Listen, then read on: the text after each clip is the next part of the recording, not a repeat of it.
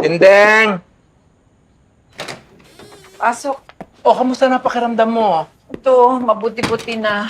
Ay, mabuti naman. O, eto, binilihan pa kita ng gamot para bumuti na talaga ang pakiramdam mo. Salamat, Roda. Sayang kung hindi sana sumama ang pakiramdam mo. Sana pumunta ka dun sa prayer rally para kay Tanggol.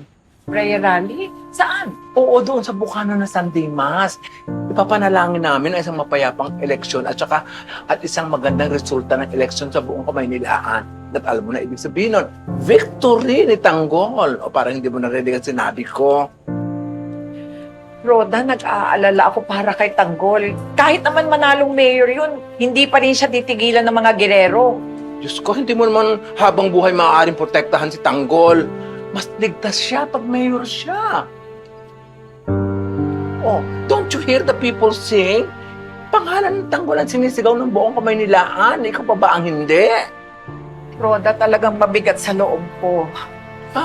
Pero alam ko na kailangan ni Tanggol ng suporta. Kaya ipapadama ko ang buo kong suporta kay Tanggol. Bravo, mabuhay, Tindeng. Diyos ko, mabuhay. Kailangan nila matutuwa siya sa iyo lalo. Mahal na mahal ko ang apo ko.